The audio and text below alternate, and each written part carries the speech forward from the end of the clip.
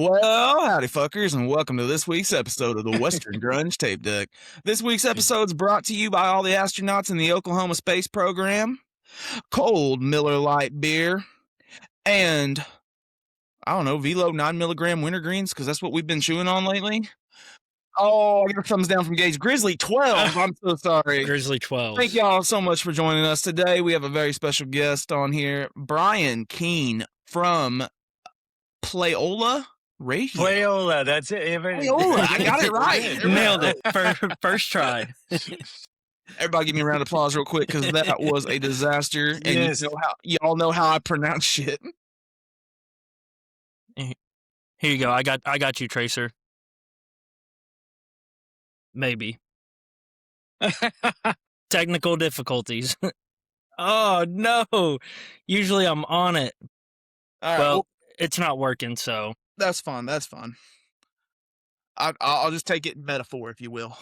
Yeah. Y'all got you got an applause recording or something? Yeah. There's one in okay, here, okay.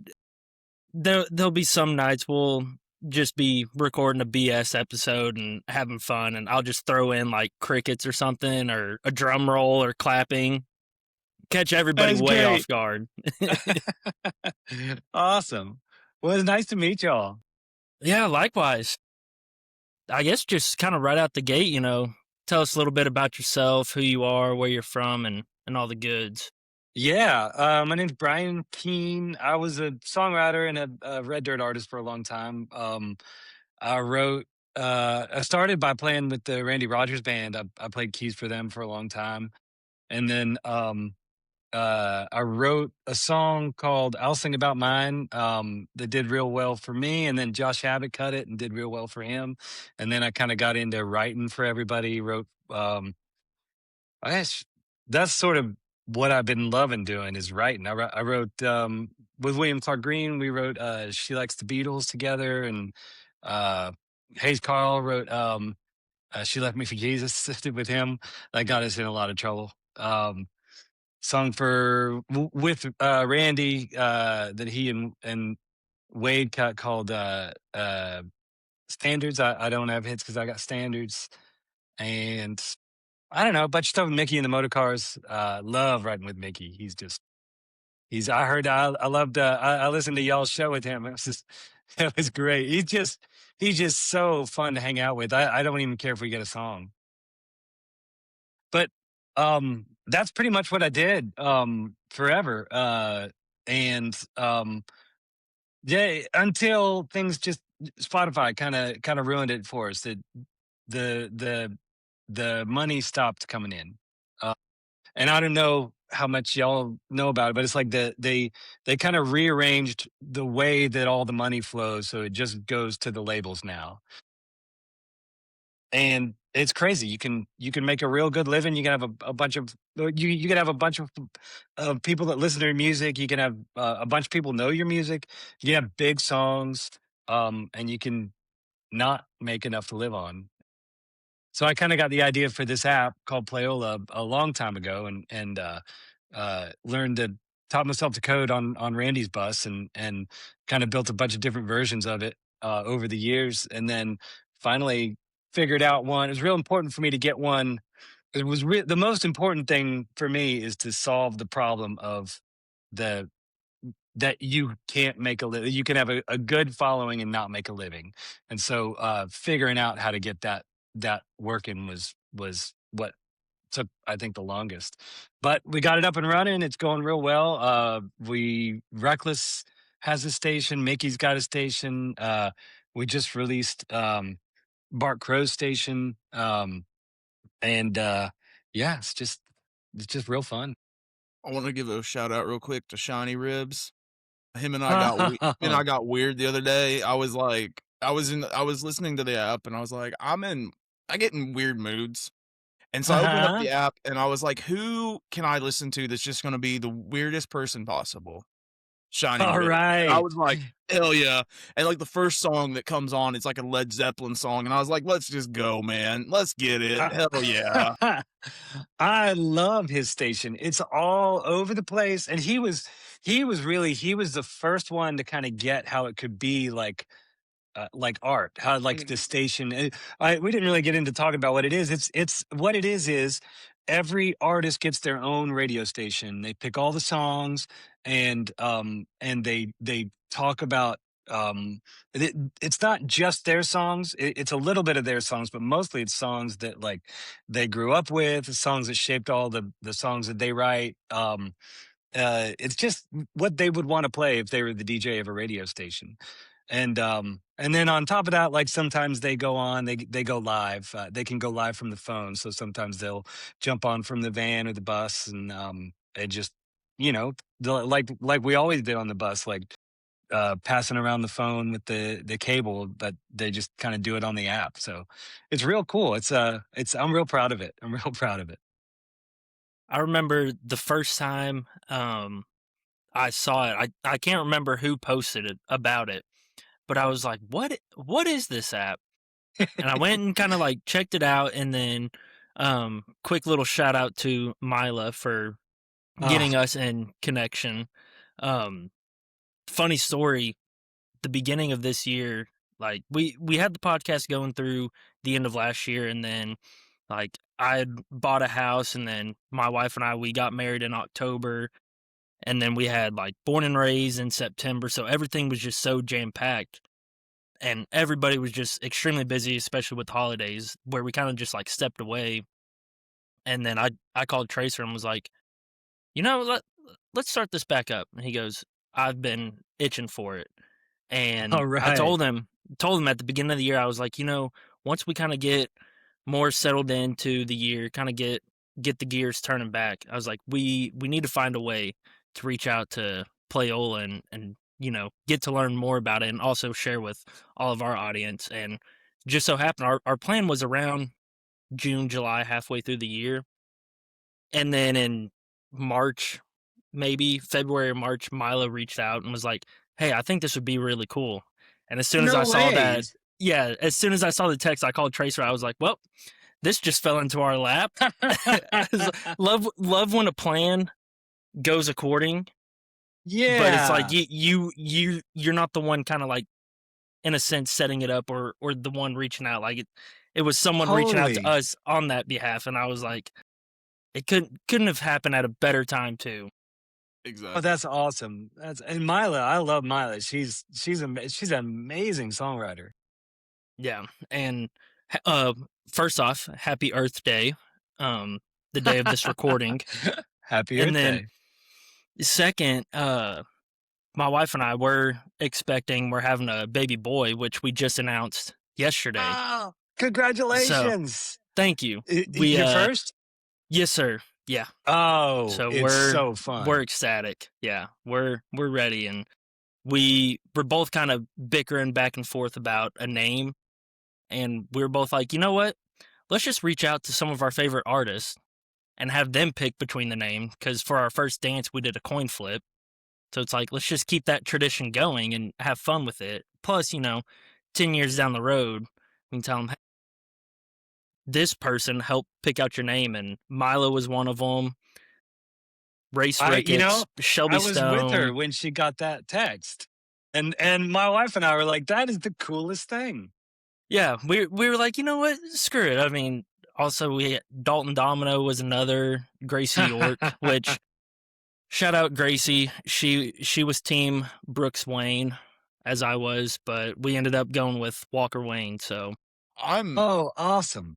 I'm still disappointed that I went out of my way to get Ray Wiley's blessing to have you name the baby Ray Wiley Gray, I tried. and then you didn't do it. I tried. I told the I'm wife sure that, he'll have something funny to say yeah, about that, though. I told the wife we're gonna have to print out that tweet and just frame it, hang it up in his room. Because we had what all did we have on there? We Uh, had Ray Wiley Bush Gray, Apple Gray, Bush Apple Gray, Ray Wiley Gray, Soul Gravy Gray. Oh, Price and of Admission Gray. yeah. Okay. Sadly, I couldn't get the wife to swing on any of those. I was kind of disappointed.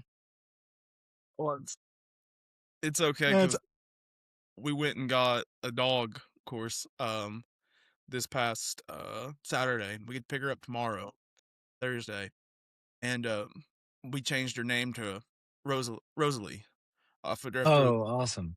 after the Ballad of Rosalie by Cody Canada and The Departed. Oh, awesome.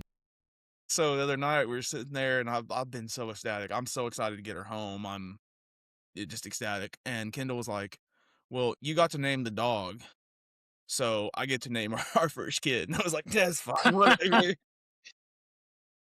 Okay, okay. That's fair, I guess.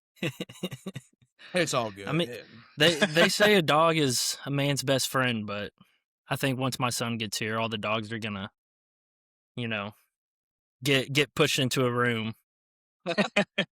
Still be loved, but Well, yeah, It's great. we're excited. You know, before our first, before my first was born, I remember my friend pulled me aside, and I'm so glad he did. He was like, "Listen, baby's gonna be born, and everybody's gonna be like, oh, she's amazing. You like this is a, and I don't know if you're gonna be like this, but I was like, she looks kind of like a tadpole or something. Like, and he was like, you might not feel anything for a while, and he's like, but don't worry, because it really kicks in later. And I'm real glad he told me that, because that's exactly what happened. Like, I mean, I liked her, but she did look like a tadpole. It's kind of the mom's time, like at the beginning, and then yeah, I mean, 7 8 months later, it just gets better and better. My oldest is about to turn 13, so I know until 13 it just gets better. I don't know about after 13, but until 13 you're good. Yeah, it's crazy, going going and seeing the sonograms and them doing it. She's 14 weeks just about, and it's like, "Oh yeah, it's the size of a lime," or whatever her app says. And it's like it and now from our first appointment, which was a month ago, to now, it's like it looks like he's tripled in size, and you can actually see the arms moving, the legs, and he was trying to suck his thumb. What it looked like, you could see like his lips just moving, and him holding his hand up, and it was wild, Oh, really, that's so really cool. cool. Yeah, Why is it always fruit sizes and vegetable sizes? right. I don't know. I was like, what? They were like, it's the size, and sometimes it's vegetables I've never heard of. So in the book, they're like, I don't know what that is. Yeah, I'm like, just say it's like the size of a 6-ounce sirloin or ribeye or something, and then I could be like, okay, yeah, I know what we're talking with now. Totally, that's the guy version, the guy book version. They need it. The girls can do the vegetables. Yeah, say he's the size of a 12-ounce Bush Light can, and I'll be like, yeah, that's my son right there. I understand that.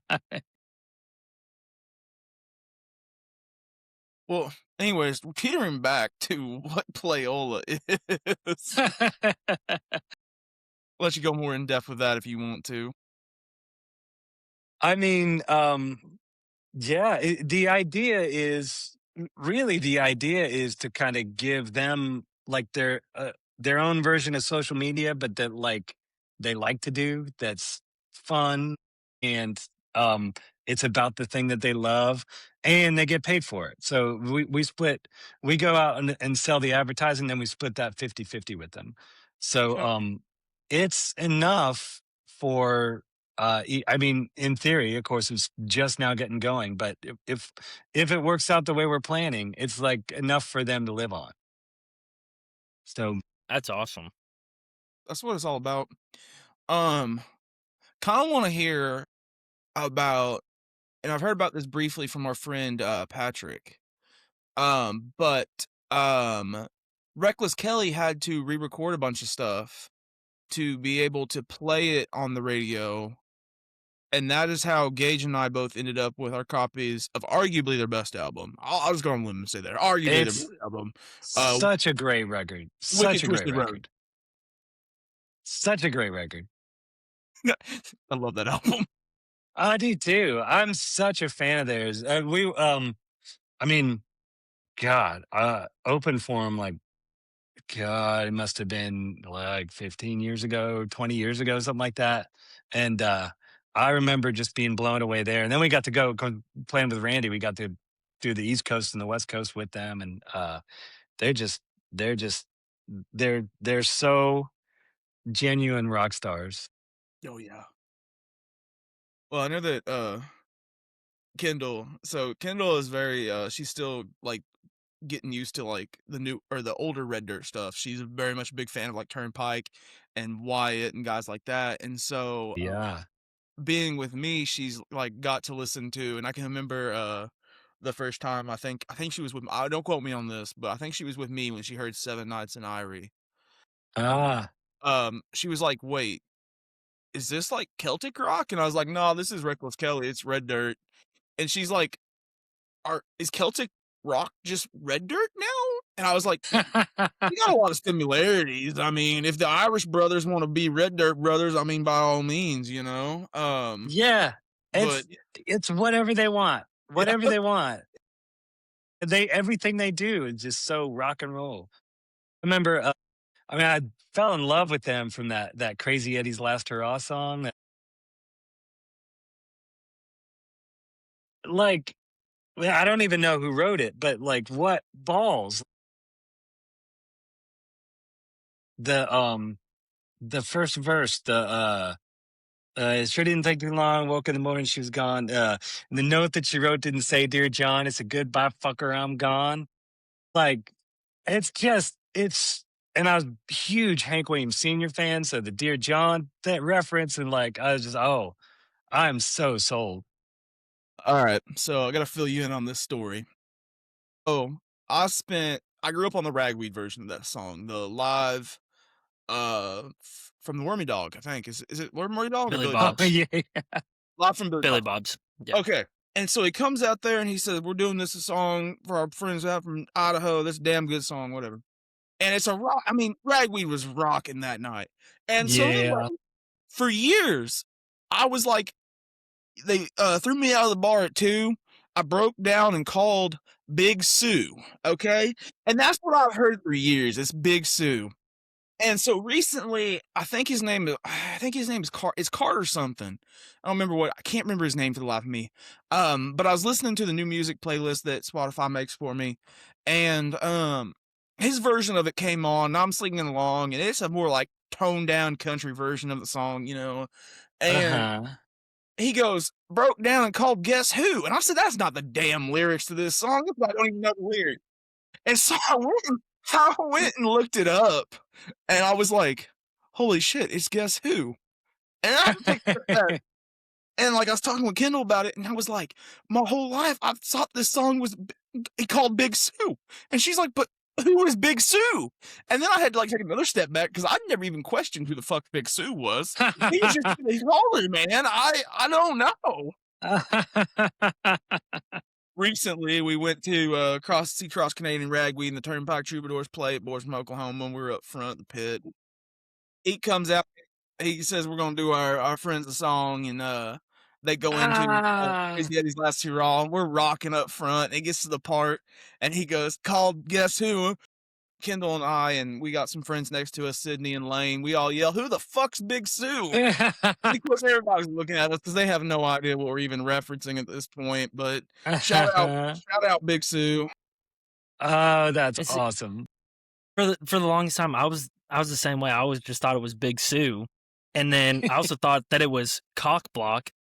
I thought it was Wouldn't let me Cock Block through, forever. and thought I it was like, I just went with that, and then a couple months later I'd hear it again. I'm like, oh, it's Call Block, and then a couple months later yeah. I'm like, no, it's definitely Cock Block, and I just never cared enough to go look up the lyrics.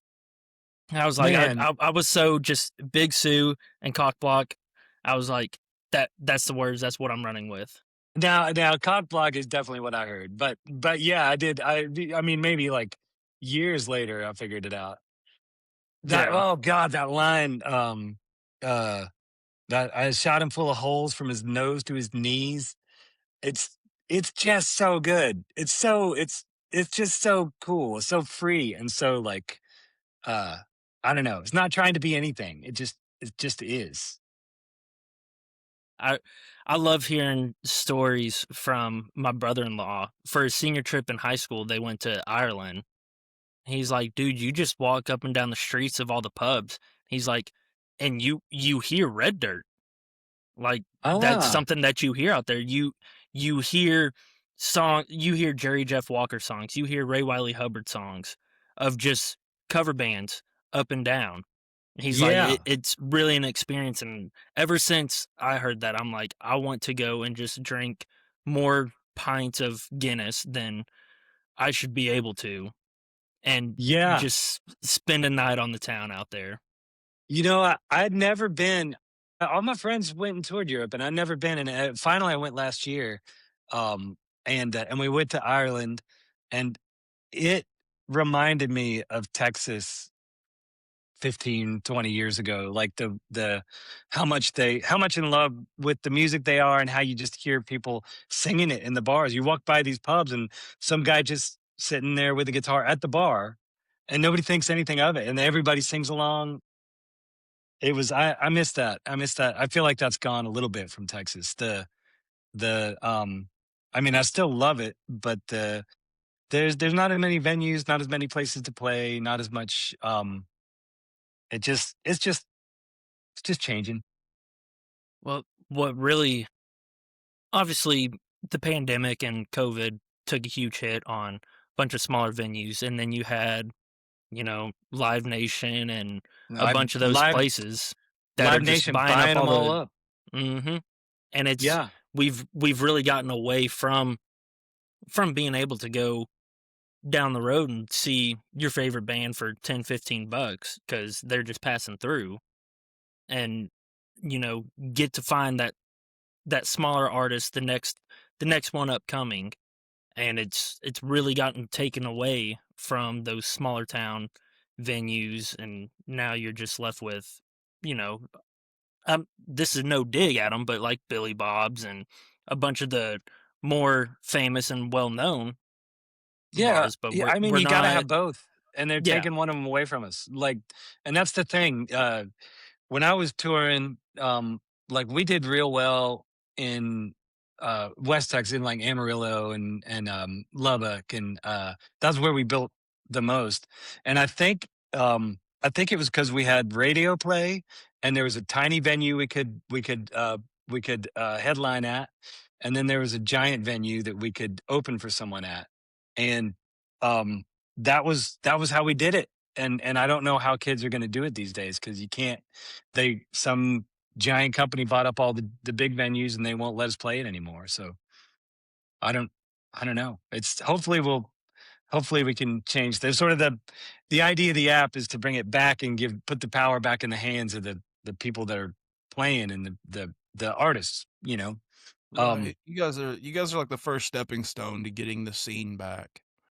that's I hope so. Yeah, that's the goal. Yeah. And that was one of the things we experienced here this past weekend when we were there in Stillwater for Boys from Oklahoma. We roll into town, uh park at our friend's house, grab an Uber, and we're down to Eskimo Joe's. Smoking Oaks are on stage, just killing it. We meet up with some friends, hanging out, and then we're like, all right, 9:15, Fast Molly's on. And so we take off running basically to get to the Wormy Dog to see Fast Molly. So we see Fast Molly, and then we see was it River Choir. Midnight River Choir. Thank you, Gage. Yeah. We see Midnight River Choir, and like you're walking down the street, and every bar has beautiful, like, Red Dirt music, rock and roll coming out of it. And we got, Midnight River Choir's playing, and one of our friends was like, "Hey, my buddy's playing in a band that's over here at the Rooster. Let's roll." So we left after 30 minutes and rolled over to the Rooster and caught a band I'd never heard of before, called Pace Road Band. And it was such a beautiful thing just to walk down the street and hear music pouring out. It's kind of like Evan Felker says in Brought Me, the music just pours out onto the street. It Yeah. it was it was something that I guess I've always hoped and dreamed for because, like, it hasn't happened in my lifetime. Like, in my adulthood, COVID's happened. It's been the downturn of music venues and stuff like that. So to experience walking down Washington Avenue for the first time, experiencing all that was such an amazing experience. I'm glad that it still happens some. Like that's that's it. I'll tell you, it just kills me. It's You just know, like last year with Boys from Oklahoma. They did 4 days, Thursday through Sunday, every single day, all around the town of Stillwater, outside Boone Pickens Stadium, at the bars. Somebody was playing every hour starting at maybe like 9 or 10 o'clock.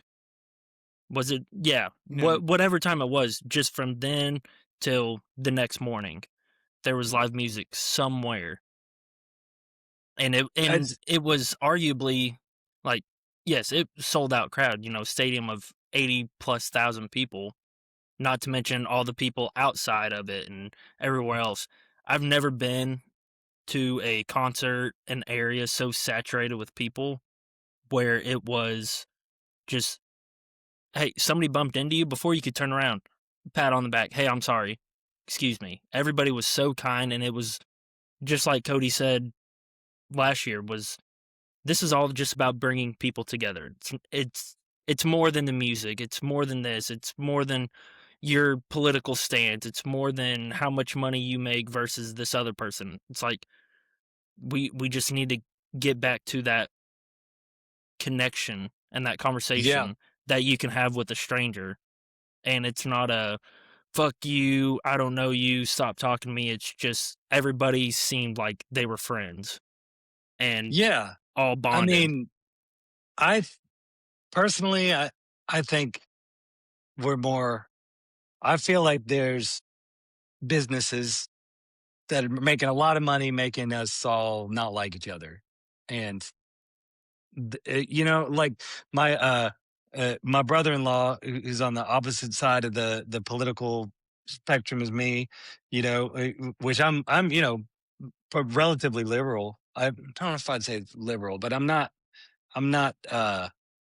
if I had to, I don't know, but he's definitely far on the right, and we get along great. He's my brother-in-law. We love each other.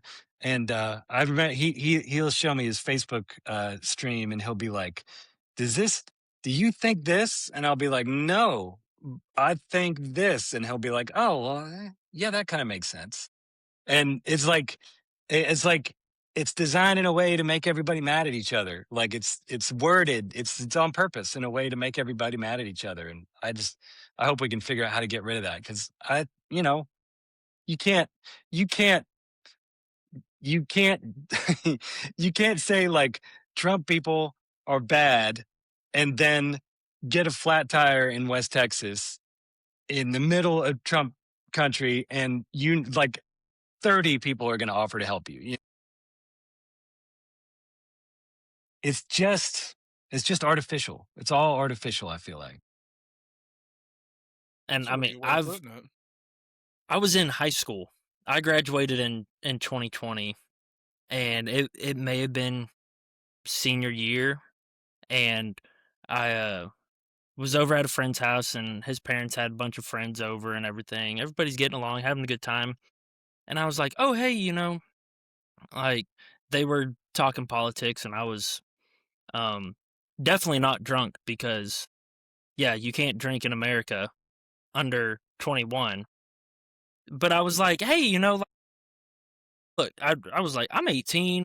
I just want to know. I want to learn more." And I asked them a question, and they just started cussing me up and down, this, that, and the third. And I was like, oh, okay. Mm, I'm just gonna go walk off now. I'm like, I just want to have a conversation. I'm a teenager who's just wanting to learn more, see how you think, what this, that, and the third, and then like see if I can take something from that. And just got my ass tore up and down and was like, why? Like Yeah. it's a civil See, conversation. and this is a topic I was thinking a lot about today. It's funny that we bring this up today. But I had a customer come in, and he was talking about Gage and I's generation and how we're the worst. It's because we've all been to college, we've all been brainwashed, all this shit. And I I thought to myself, and I thought back to my time at Kansas State, and I really thought, I said I was blessed. I'm an ag major, and I had professors from both sides of the aisle. And then I had a professor that had worked in DC, worked in all that, and I adopted his mentality towards all of it, as opposed, and like I said, being blessed with seeing both sides of the aisle in agriculture, and being blessed with meeting the man that wrote 10 farm bills that the United States put out. Um, yeah, we're just too divided by something we all don't understand. Yeah, I I don't get it, but I do know that whenever I have a real conversation with someone on either side, it's not bad. You know, it's like it's not. I mean, it can be. It's just people too far on either side, and they kind of sound the same. The far left and the far right kind of sound pretty weirdly similar. But like, the people that actually want to like listen to each other and talk to each other, it's just I don't know. It's a country full of good people. Can't figure out that it's a country full of good people. Yeah. You know, we are currently at the home of the number one on all the charts, every single chart that you could find, the most educational podcast that is put out. We have crowned ourselves because who says we can't? All right. So yeah, here you go. Come, everybody. More of our listeners now, they're not necessarily here for the music and everything. They're just here to Education. just learn. It's Yeah. educational. And we were also crowned by Uncle Lucius, their band. Oh, So I think they probably crowned us just humbly at like 2 or 3, but The- we've since grown from then. They said that, I remember, they said we're the number 3 educational podcast in America now. And that was back in September. And I tell you, Gage and I have worked extremely, extremely hard to grow this and to become smarter ourselves and to present the people an educational show. all right. Because that's, at the end of the day, that's what it's all about. Yeah, we like music, but we also like being educated Americans. All right. All right. All This is, right. if you haven't figured it out, this show is nonsense. we have no script. We have no plan. Gage and I just like to get people on and drink beer and bullshit. I love it. I love it. I think we need to ask him the most hard hitting question that has came up so far since Oh, we've okay. become educational. Not this question, please. And I'm going to try not to get pissed off whenever I say it, because I have been thinking about it recently. But all right, if you have constant air flowing, like a fan on, AC constantly on, how does dust still spread? How does dust accumulate if there's constant air motion? I don't know. Okay, there was one night I probably went on a 5 to 10 minute rant about it, and the more I talked about it, the more I got pissed off because Tracer had to go do something, so he's like, "Keep him entertained," and I just went and I got back, and he's like, "Dude, why are you screaming?" And I'm like, "I'm getting more and more pissed off." So, mind you, we had a situation with our kitten. His name is Amos Moses. He is a terror to society. I have to keep him locked up in the house. All right. He's a menace. He had All like right. knocked something off the top of the fridge. He'd broken. I said, Gage, just keep him going. I got this. So, in all of 5 minutes that I was gone to like pick up what he'd broken, grab another beer, and come back, I can hear Gage because I don't wear headphones anymore. I have speakers hooked up to our computer, and I can just hear Gage screaming about something. And so I walked back in, and I thought Gage was just gonna like ramble on about what he had going on in his life or something like that. And I was like, "What are you so mad about?" And he was like, "Dust on fans." And I was like, "I have no idea what that means. I'm gonna need like a lot more I context here." mean, that is a good question. It, it's just one Y'all of need a those that, physicist or something, though. yeah, we need We're a gonna rocket Not a scientist or songwriter. something. I've reached out to Neil deGrasse Tyson. We're working on it. It's Yeah, okay. definitely going up. He's gonna educate us on physics. We're gonna educate him on red dirt. We're gonna see if we can meet in the All middle. right. Well, y'all tell me what he says. Okay. I gotta ask this. You're obviously you're like us. You're big music fans. You've written songs. You've played with a lot of people. You get to redesign Mount Rushmore, right? And we're putting up country music faces. Doesn't have to be Texas. Doesn't have to be Uh, Oklahoma. It's just somebody in country music. You're putting them up there on the Mount Rushmore. What four people are you putting up there? Hank Sr. would be my first for sure. He's my favorite of all time. Uh, he's uh I got two tattoos. One of Hank Sr. and one of my wife. Uh, let's see. God, who? God, that's a tough one. Cause I mean, God, man, I don't know. It's also weird because I got to meet so many of them. It's like kind of like hard to. I think it'd be easier not knowing them. Right. Well, I think ours are forever changing. I know mine depends on what week you ask me because I go down so many different rabbit holes of music. Um, Yeah. because currently, if you ask me currently, it's Evan Felker, Cody Canada, Jason Boland, and probably still Dwight Yoakam. I'm a Dwight Yoakam truther. Oh yeah. But I've also been down a really weird Guy Clark rabbit hole recently. Oh Um, and yeah. I was talking to Kendall about this the other day because somebody commented on one of her TikToks and told her she didn't like country music. And she's like, "Well, what do you think country music is?" And they like Jerry Reed, Merle Haggard, Willie, Waylon, all them. And I Uh-huh. was like, and like we had this conversation. We're like, yeah, those are good, but how come these people never mention Jerry Jeff, Ray Wiley, Steve Earle, Guy Yeah. Clark? I mean, Guy Clark is arguably one of the greatest writers of all time. I mean, God. I could have never written L.A. Freeway. Look at it this way, Tracer. You wouldn't get Jerry Jeff if Guy Clark wasn't around. Exactly. Yeah. You know who definitely for me, Adam Carroll. Ooh, okay. That name sounds Adam very Carroll, hands familiar. down. He he's got a record that for God, when I moved to Texas, I remember we went to this we went to my friend they were at a party at somebody else's house in Denton. And and I remember we drove in and they were like, "Oh, just come to this party." When we went to this party, it was like 2 in the morning, and we were listening to this. They were listening to this Adam Carroll record called "Looking Out the Screen Door."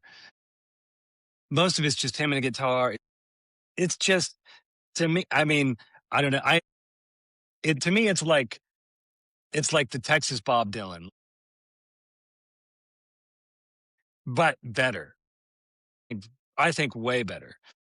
I'm Now, with you And on that that. that record was just so big for me.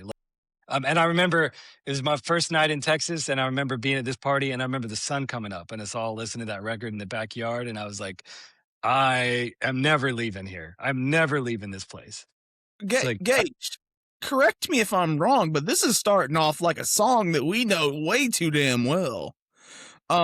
R.I.P. Mr. Todd Snyder and the Ballad of the Devil's Backbone oh, Tavern, oh because yeah, yeah, that story starts off the exact same way. Fuck Luke yeah. and Todd. Drink with us. R.I.P. Todd. Uh, Oh yeah, for sure, But for before you go sure. on, Tracer, I want to continue on that Adam Carroll. Uh, I don't know what I was listening to. If I was on Apple and just had some random thing rolling, or uh, honestly, I think it was actually Playola Station. All Don't know right. which artist, but Oklahoma Gypsy Shuffler came on, and I didn't know. I'd never heard of Adam Carroll before, and I heard it, and I was like, "This song is amazing." And for the next like 2 or 3 days, I listened to nothing but his stuff. And I remember I sent like our entire group chat, Oklahoma Gypsy Shuffler, and I was like, "Y'all need to listen to this. I Like, think it was, this is insane." speaking of the I'll tell you devil, the he had to shut it. ah. Devil, Devil. devil. So Tracer, the gateway song for Adam Carroll is Old Milwaukee's Best. Hell A yeah. song called Old Milwaukee's Best is my best friend. It's so good. But then it's good. It's like tongue in cheek, but then it like sucks you into the rest of the album that is just beautiful. Like just amazing and so Texas. Do remember Gage had sent what was it, Gage? Gypsy Shuffler. Gypsy Oklahoma Dish Shuffler, yeah. Shuffler. He had sent that to the group and I'd listened to it, and that's about as far down the rabbit hole as I made it that day, unfortunately. Um, but you talk about an album that kind of like, this is it for me. Um, Mine was Ringling Road by William Clark Green. Really? I and you know I didn't come to appreciate that album and how much that album meant to me till I saw him here recently on the 10-year anniversary of it. Yeah. I I took a moment, I like to reflect on everything, and man, those songs took me back to some dark places and some good times and some good friends that I hadn't thought about in years. And I was just like, man, I heard this album for the first time when I was 18 years old, and that was 6 years, a long time ago. All right. Um, and that, and you always talk about how like one of Soul Gravy by Ragweed is my favorite album, or some Turnpike album is my favorite album. But at the end of the day, man, it's Ringling Road. I mean so my wife produced that record. No, Um really. yeah, yeah. And I was around, I don't know if I think I did play keys on that record. Um I know I played on the one before it, the Rose Queen. Rose Queen. Yeah. And that one, that's the one for me, but just time, it was such a magical, it was magical. The whole Mhm. it was like it was just one of those where just everybody was, it just happened. It was like so easy. Everything about that record was easy. Not for Will, I don't think, because Will was he was writing it and he was stressed. He was worried that he wanted it to be real good and everything. And and but I it just, we could tell it was something special. Like while we were doing it, and and uh and then yeah, Ringling Road after that. Like those are such good records. Um I think you'll get a kick out of this part. I took Kendall, and Kendall had never heard of William Clark Green. I think she'd heard of him, but she never listened to him. And we take her to this William Clark Green show at Kane's Ballroom. He plays Ringling Road, and we're having a good time. And then he comes back out a little bit later, and he starts plucking to some Ringling Road again. They leave stage, and they come back, and he plays West Texas in My Eye, and he changes the last verse to "That's just Tulsa red dirt in my eye." The lights go down, and people are starting to walk away from the stage. And we got there late that night because we had to work and we wanted to eat dinner, so we didn't pull up till late. So we're at the back of the crowd, and Kendall's like, "Do you want to get ready to go?" And I was like, "Nah, it's not over yet." And she's like, "I'm pretty sure it's over." And then all of a sudden, the circus lights come back on, and you hear the da da da da da da da. The circus down on Ringling Road. oh yeah. And she was like, "What did you bring me to?" And I was like, I was like, "Listen, the first time you hear Ringling Road, you're immediately transported back to wherever you heard it first." So I was transported back to a random pastor in Oklahoma when I saw him. You gonna join the pod, babe? No, I heard my name though. I was talking about you in William Clark Green, Ringling Road. Hey,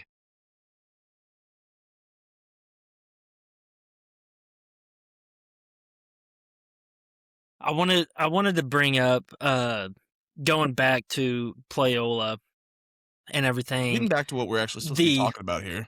Yeah, you know, hey, I mean, I'm having educational. fun. We don't have to talk about Playola. But going back, I finally, again, and I will shame myself. I will shun myself, lock myself in a dark room, put my nose in the corner. Whenever Milo reached out to me about it, I was like, all right, I just got to go ahead and download it, because it is with the, you need a code. And I'd seen, all these different artists post about it, but, during a work day, and I'm just doom scrolling, and I'm like, oh, Playola, and just never kind of really gave in. And whenever Milo reached out, I was like, all right, I have to.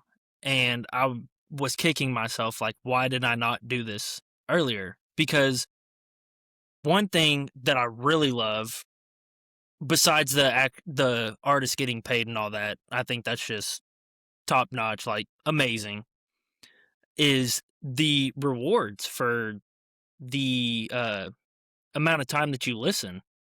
Yeah. And everything. Yeah. With what is it, like you're able to invite a couple friends, a koozie, free tickets to a show, and then like backstage passes or meet and greet with one of the artists.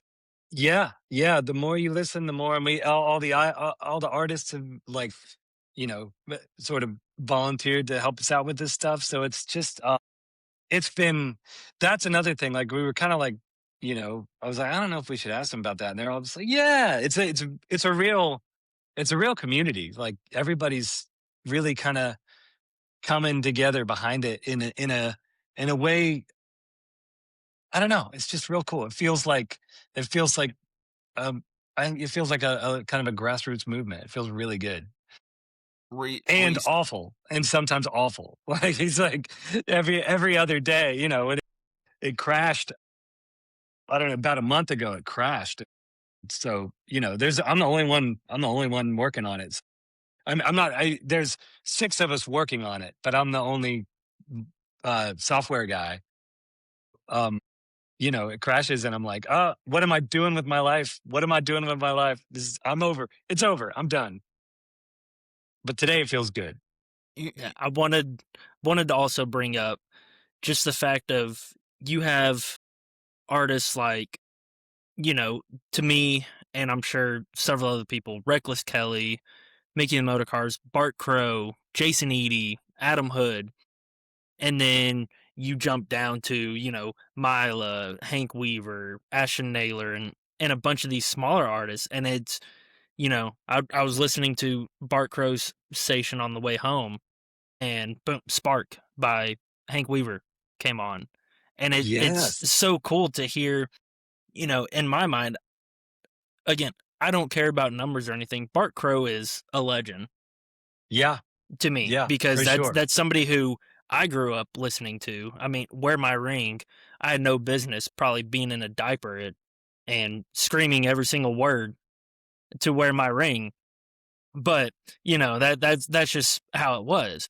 Yeah. And to, to see these bigger artists also having some of these smaller artists, whether they're, within the app or not, is just so cool. And going back to Mila's station, I mean, you're telling me I can go from one of her unreleased songs to a Ragweed song to Lana Del Rey to Future back to, whoever. It's like Tracy was saying with Shiny Ribs. It's all over the place, but it's really cool. Yeah. Let's get weird and, hear what does this artist like? Yeah, they make, and I told Mila, I was like, her EP Melt from last year is Sabrina Carpenter if Sabrina Carpenter was more country within the Yeah. songs. You have Yeah. your pop influences, but you can tell Yeah. it's country and hearing all the artists talk about, "Oh, I really like this Jerry Jeff Walker song because it shaped who I am as a songwriter and this, that, and the third." To go to some rap or pop mainstream, very well-known singer and be like, "I really like the song just because it's catchy and it puts me in a good mood." And it's like you you just get to experience the whole of the artist for their one musical influence, but also two, yeah, I make country music, but I don't listen to country 24/7. I'm so glad you said that because it's like I that's something I didn't realize was going to happen at the beginning because it was just kind of like we'll just do this and throw it. And there's a lot of like failed versions. It took a long time to get it to where it's I didn't realize that like all those bumpers and the little audio images in between and all that. Like I thought, oh, that doesn't matter, but it matters. And and so like my wife when she would listen to the stream she'd be like it needs those but let's get all the instrumentals from the artist and then we'll make them out of their instrumentals so it sounds like their personality, so there's like it's it's all about like what it's all about the artist's personality and like it's kind of what I love about it is selfishly is it feels like hanging out with them like it feels like hanging out with them and they're spinning records and I've been in that situation so I know it really feels like that. Yeah. Yeah, I can't say enough good things about it because I mean, it's a platform for an artist to, one, share their music, two, unreleased songs that, a Yeah. bunch of them haven't even made it to socials, like, it is a, "Hey, we just recorded this a week ago, and this is a work tape from my phone, voice memos, and here it is." And then you I get hearing Willie talk about Seven Nights in Irie and all that stuff and talking about re-recording a bunch of older songs to again a future song coming on, a rap song, and then it's followed yeah. by a Jason Eady like jazzy bluesy song, and it's everywhere, but it works, you know. Thank you. I'm so glad you feel that way. I'm so glad you feel that way because it's I'm too close to it. I I don't know if Gage remembers the stakes. I don't know if I think I was texting the group. I can't remember. But I was the first time I listened to it was during the dishwasher debacle where Lowe's hit it with the forklift. If you remember that day, Yes. okay, that was the first time I listened to it, and I think listening to Reckless Kelly radio was about the only thing that got me through replacing the tub on this dishwasher. I think I was about this close to going mentally insane that day. Um, however, that was one of the most entertaining things is just listening to the different stories they told and listening to the different stuff that they wanted to listen to, and it's unique because you get a look in at the artist's personality and you realize I guess you people will realize something that I realized a long time ago is that a lot of artists listen to a lot of different things than just country music. Um, Yeah. they go down weird rabbit holes just like I do. They're like me. They get stuck on a week where they can listen to nothing but the Tripod self-titled album Alice in Chains or a rap album or something like that. Oh You know, yeah. they go down the same rabbit holes that we go down. For sure. I know Randy used to listen to a lot of rap and and I never it was surprised me. I mean not he's definitely a country guy, but then like I could hear it in his writing like the cuz he's so rhythmic with those melodies. He'd probably um it feels weird because I know him well, but he'd probably be on that for me, like on that mountain. Like he's he's I don't I honestly don't I mean he gets credit for everything, but I don't like I don't think he gets credit for being a songwriter like a Jerry Jeff or like a but I think Right. he is. Like Yeah. he Yes. you listen to like One More Goodbye or like who could write One More Goodbye? Like that's like um and there's a zillion of them his that just like I don't know his writing always blew me away and I just think I mean I do think like as he gets older he'll probably get more in that like Right. legendary writer style. He's already a legend, but like he deserves the legendary writer songsmith kind of thing, you know, too. And Mm. I maybe he's got it already, but he I just I always think of him in the same breath as all those guys. Well, talking about Randy, listening to a lot of rap, it took me back to a conversation from a long time ago. I spent a few years chasing gold buckle dreams, and I can remember one time somebody saying to me, like, "What do you listen to get hyped? Are you back there behind the bucking chutes listening to George Strait?" No, I have French Montana and Kid Ink in my ears back there, like, I'm not listening to country music, like, there's some rap music blaring as I'm, like, getting my rope ready to go. I mean, I get Yeah. it, you know?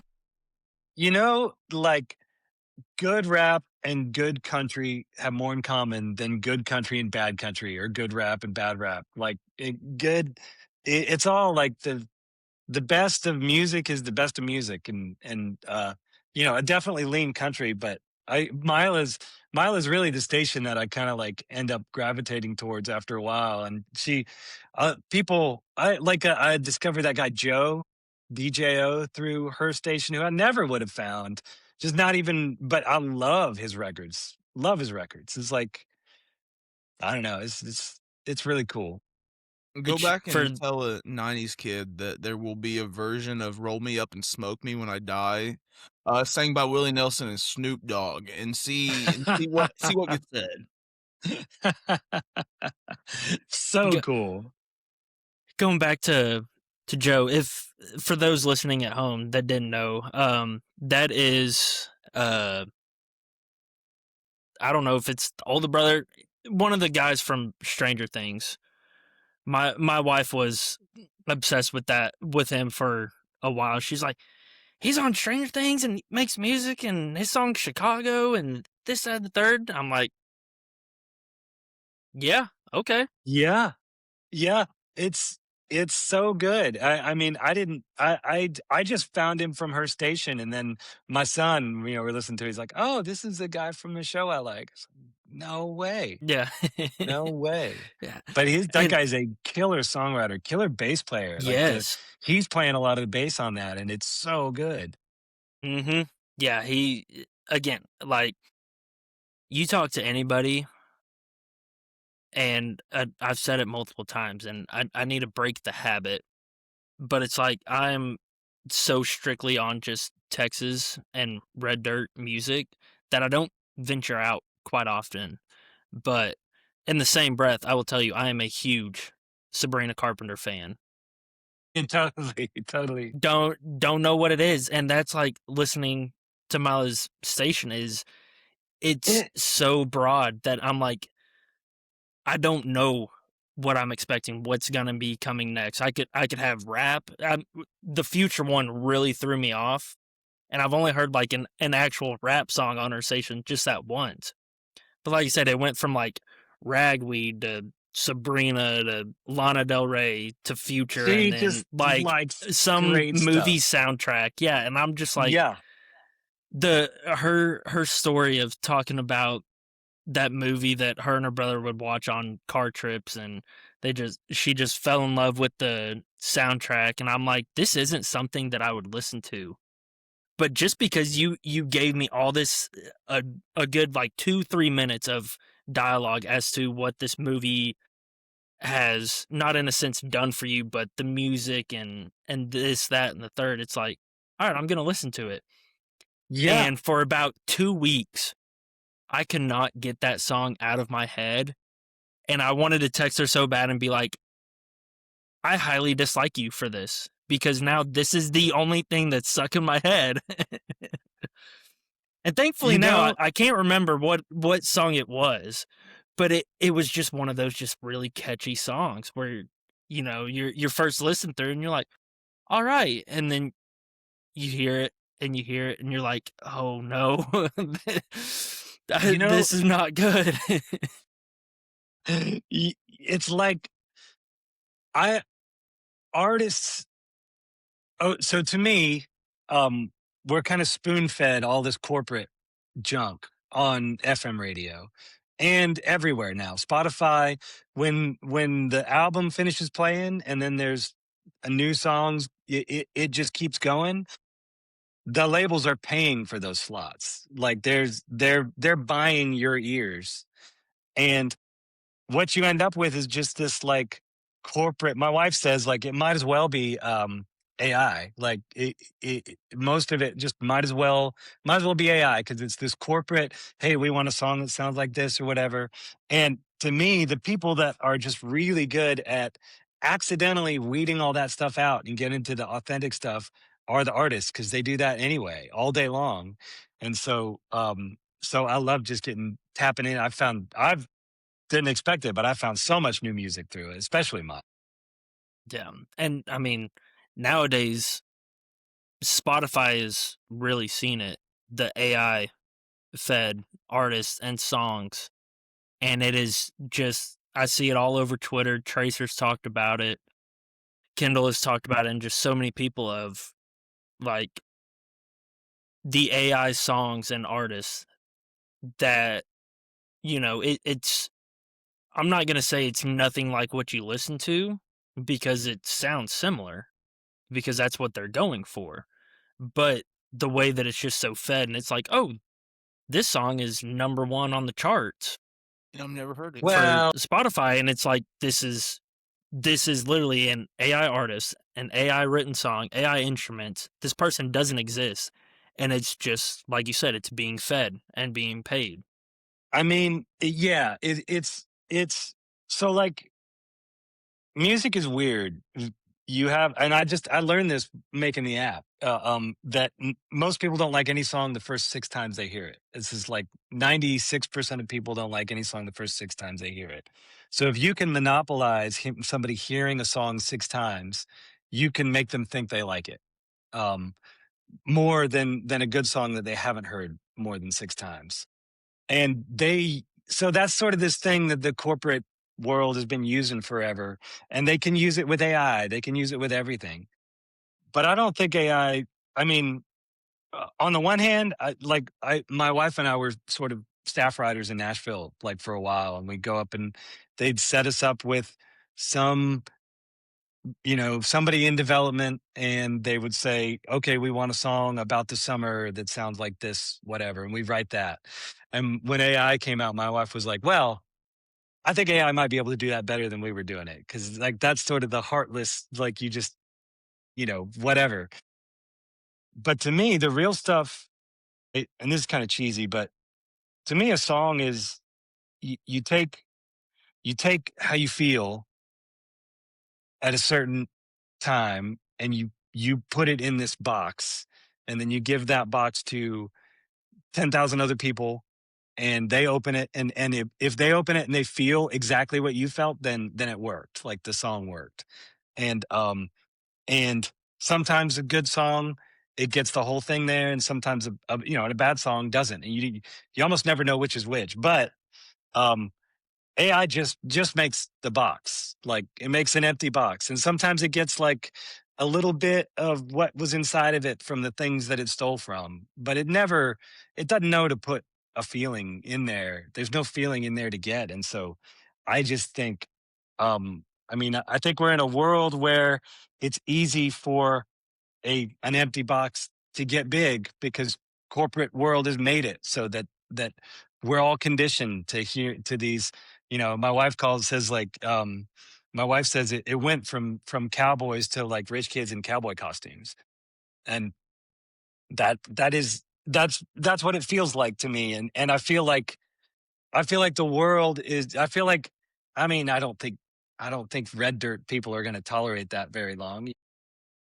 I think they're going to find the good stuff. So AI doesn't even worry me, like, cause it's like, um, cause it's just more of the same corporate-y kind of, not, it's nothing new. We've been getting fed songs that don't have any purpose for a long time. Um, this is just a new way of feeding us those kind of songs, and they're not going to do better than those songs are. They're not going to do worse than those songs are, but maybe it'll like push us over the hill where there's like an environment where everybody's screaming for something authentic, and that's kind of what I hope. Well, I don't think AI could ever write anything as impactful as "Screw You, We're from Texas" by Ray Wiley Hubbard, Mm-mm. um, or perform it in the way that I imagine Ray Wiley Hubbard performs it. I'm finally gonna get the opportunity to go see him here in September. All Um, right. I'm beside myself with excitement. It's a Thursday night. I'm taking off work the next day. I don't care. I got to see Ray Come Wiley. come down here in June or July. I think it's July. Ray's playing a free show, like 30 minutes from the house, out Oh in shit. Denison. Okay, I'll be So there then. But He's his show is so good too. I the first time I saw him was he was opening for Whiskey Myers at Red Rocks, and we were sitting front row, and he's sitting there playing "Screw You, We're from Texas," and it's still daylight outside. Just got Huh? off work. We get up there in enough time, get sit down, situated, a couple beers flowing, and he just starts playing that, and I'm raising my beer, and he looks over at me, and whenever he's playing that song, he doesn't play the guitar a whole lot. He looks over at me, and he just points at me, Ah, and I was like, holy shit, this just happened. I'm 21, 22 at the time. I texted my dad, my brother-in-law, and my sister. I was like, Ray Wiley Hubbard just pointed at me during "Screw You, We're from Texas." Nobody can tell me shit in this world anymore. Like, I've made it in life. oh, that's awesome. He that's I played his radio show, where you play, you go in and play, and he interviews you, and and I was mortified, and I was especially mortified because me and Hayes had written "She Left Me for Jesus" like the week before, and I knew there was something special about that song, but I was scared to play it for sure. For the people that haven't heard it, it's like it's the idea is it's about a guy whose girlfriend gets religion, and he's so dumb that he thinks that she's cheating on him with some hippie guy named Jesus. So I went down and I played it, and played it for the first time, and Ray listened to the end of it. He goes, well, uh, if Jesus had a grave, I guess he'd be rolling over. I think I think my favorite thing to hear Tracer talk about with Hayes Carl is like, I mean, I think the record's titled Beaumont.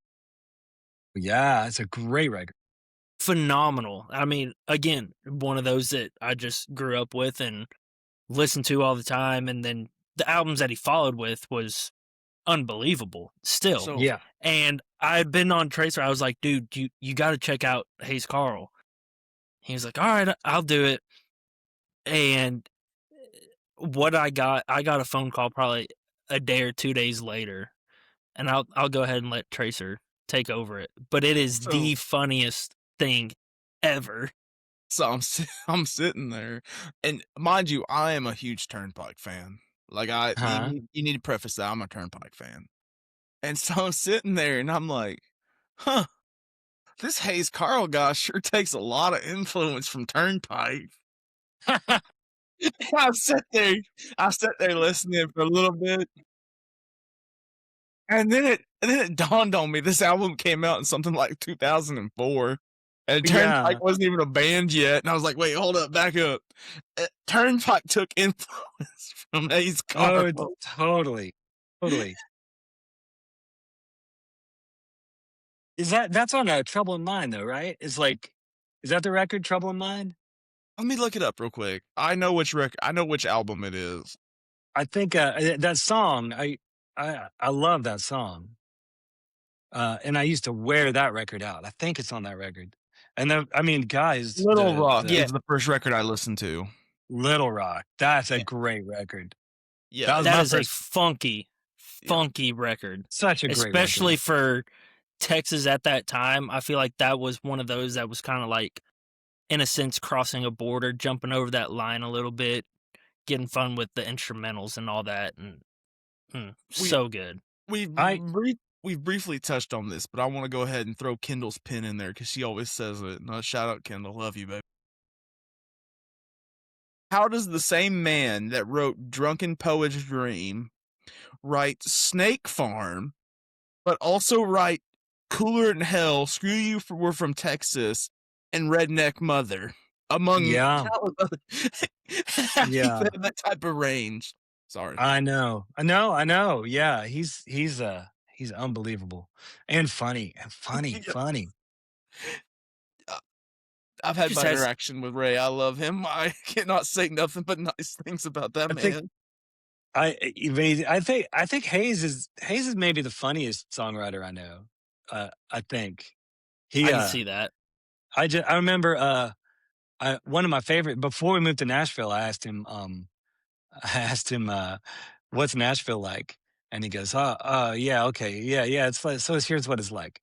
He goes, you're gonna go up there. They're gonna put you in a room with two guys, and they're going to ask you about your life, and then they're going to hit on something, and they're going to write a song with you in the room, but they're going to write it super fast, like super fucking fast, just them, and you're just going to be watching because it's so fast. And he's like, and then towards the end you're going to, like, just to get your own one line in your own song, you're going to, like, throw out just the cheesiest thing you can think of, like, you know, and then it really broke my heart. And he goes, and when that happens, it's going to get real quiet, and nobody's going to say anything, and they're both going to look at you, and then one of them's going to go, edgy. That's it. You just Edgy. made this song. You know, he was like, that's Nashville. And after living there, he nailed it. It's exactly what it's like. Coming from the guy who wrote K Mag Yo, I could definitely see him being one of the funniest. I mean, just Oh, yeah, that yeah. just that title alone, it's like, huh? Yeah. And Yeah. then, with Drunken Poet's Dream, and one thing that I love that I wish would happen more often is you get two established songwriters, two established artists together to write, and then they both sing different versions of the song.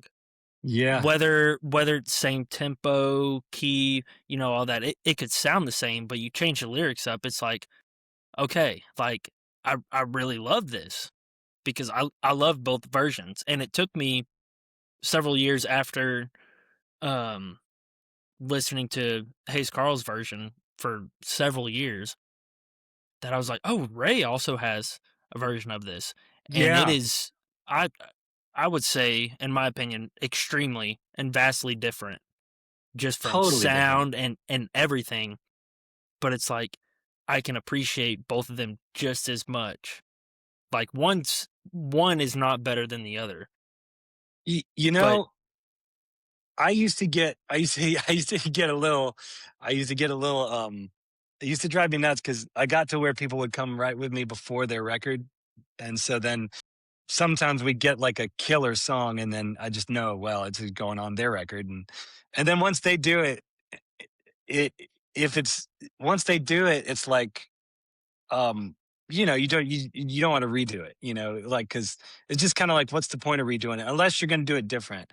And I only had that happen once. Was I wrote this song called um with Corey Morrow called "Old with You," and and we just had really different lyrical sense, and so he put out one with like totally different bridge, totally different last verse, and then I put out one with mine, and that was just a really really cool experience to have like totally different lyrics, totally different everything, and yeah, whatever. I'm real proud of that. I want to say shout out Corey because Always and Forever came on today driving to work this morning. And it's really weird because like I have a playlist of 2,200 songs. And so it feels like most of the time it's the same song kind of over and over. But Uh-huh. that is the one song that I will hear it and then 3 months later I'll hear it again. And instantly I'm just like, it just melts me every time. That Mm, he is so good. He's so good, and he's such a beautiful person. Uh like a I mean, his band loves him, his crew loves him, everybody that rides with him loves him, and you don't meet people like that. It's just universal. Universal. yeah. Tracer, you're also on mute. I see you're trying to talk. I've been very confused. Amos has been trying to redeem his devil status right now. I was gonna talk about like we have two different versions of songs. Choctaw Yeah. Bingo.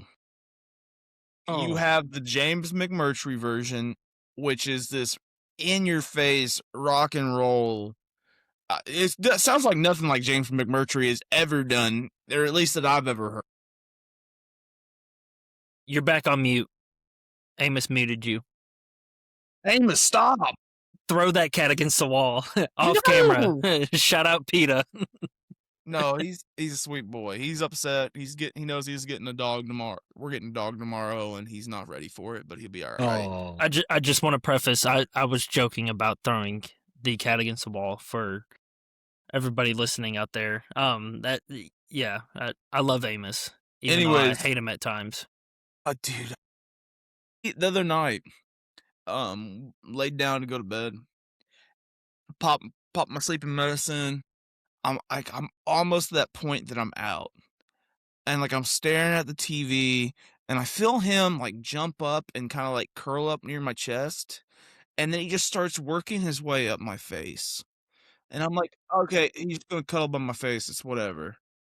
He proceeds to bite my nose. So instinctual reaction is take my arm and like knock him off the bed.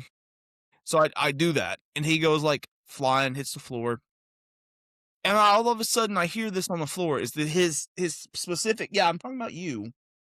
His specific meow that he has, and it has an R in it. It's like meow, and it was this very irritated meow at me before he jumped back up and like cuddled back up on me, and I fell back asleep.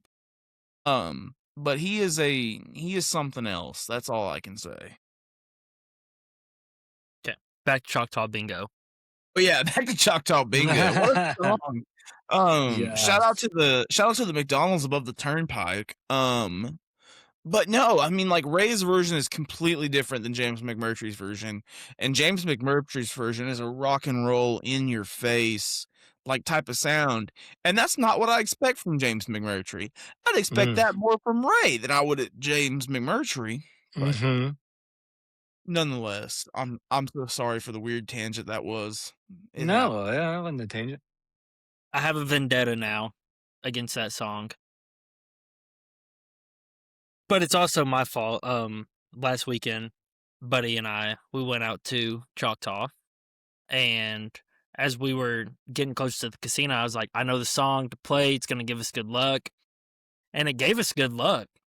I mean, we were both up a couple $100 on blackjack, and then just as the night progressed, chips started disappearing, and it was, one of those nights. Uh, But yeah, I really thought that was gonna be the changing factor in our luck. And then we proceeded to go to Windstar afterwards. Don't know why. Horrible decision. I don't know, trying to chase profits back or something. And as we crossed the Red River, we listened to Lovin' County by Charlie Robinson, R.I.P. Oof. As we were entering Love County, and that didn't have much luck either. So at this point, I don't know what to listen to when trying to get the mind right going to a casino. I don't know. I don't know. But okay, going back to Playola and everything. I know we've been everywhere. Great. Who would be a dream artist to have come on with y'all and I have their own radio mean, station? Mickey. Mickey. Just because I always thought Mickey would have a funny radio station. Like, you know, I just always thought he'd be really good at that. Radney Foster's is coming up. I'm real excited about that one. William Hell Clark yeah. Green's is coming up. Ooh. Yeah. Who else? I'm gonna go ahead and pre-fire for William Clark Green. It's just gonna be Ringling Road on a loop with a couple different songs in between. You're just never leaving the circus. Man, he was the first artist we interviewed when we were just trying to figure out how to get something going. And we've still got all those stories, and I know those. So I know those are great. So I can't wait for this station. I don't know. What do you guys think? Who'd be ideal? Ray Wiley'd be pretty awesome. Ray Wiley would be pretty wild.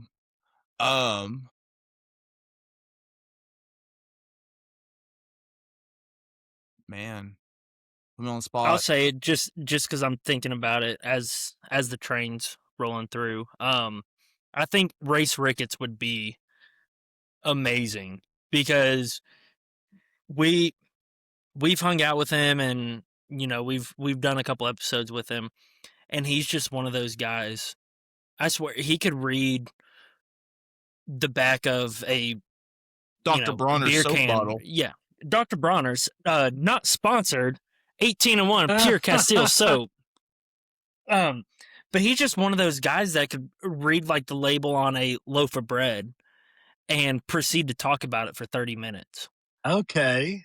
And just make it the funniest thing that you've ever heard.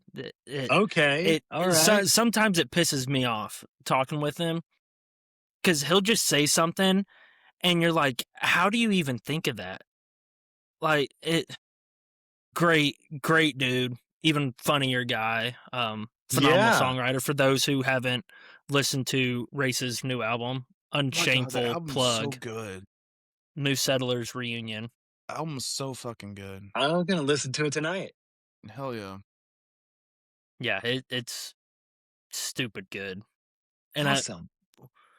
one of the songs, like Robert Earl Keane gifted it to him, was like, here, you can have this song.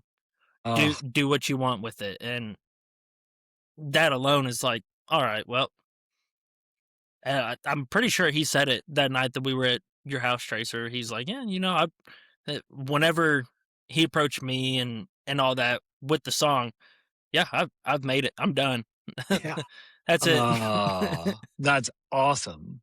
Awesome. Yeah, I think he would be really, really cool and really fun. More of aspect, yes, amazing songwriter, amazing songs, but also just the talking, getting to know the artist. Yeah. You get a lot out of Race. You think you're one step ahead of him? You're not. No, you're about minimum. And to the left. One to the left. just way off. He's a smart, witty little bastard. Awesome. Now, well, yeah, let's do it. Now, Gage, I got to throw our hat in the ring because I think we could make a pretty entertaining radio station with all of our podcast clips. Because God knows we get the hell off topic talking about Chili's orders and everything else. Dust on fans. What'd you say? Dust on fans. Dust on fans. Um, uh, we have all kinds of weird rants and raves on this show. I think we could make one hell of a station. I think y'all could make a great station for sure. I don't. We'll have to see. We'll have to I mean, at some point, we'll probably expand into non-artists.